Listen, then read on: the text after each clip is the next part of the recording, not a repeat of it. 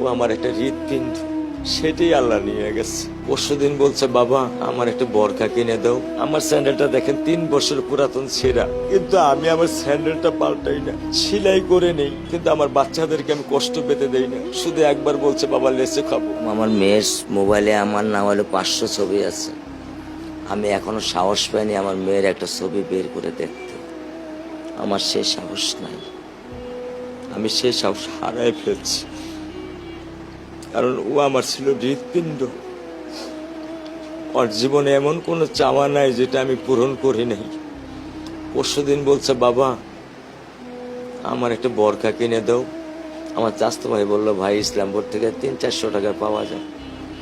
আমি সাথে সাথে নিউ মার্কেট থেকে আমি 1000 টাকা দিয়ে আমার মেয়েকে বরখা এনে দিচ্ছি। আমি দরিদ্র, ভাঙা বাসায় থাকি, কিন্তু আমার সন্তানদেরকে আমি কখনোই দারিদ্রতার স্বাদ পেতে দেইনি। দারিদ্রতার স্বাদ পেতে দেইনি। আমার বড় মেয়েকে এখন আমি সেলোরার থেকে জামা কিনে দিই।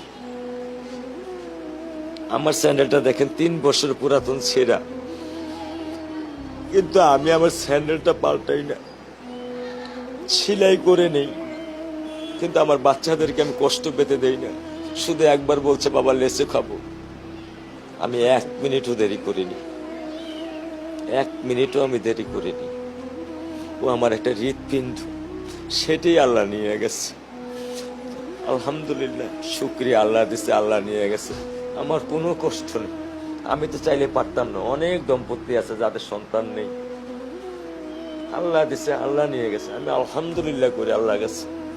আমার কোনো কষ্ট নেই, আমার কোনো কষ্ট নেই। ঠিক আছে, কর্মের মধ্যে তো একটু আমার কোনো কষ্ট নেই।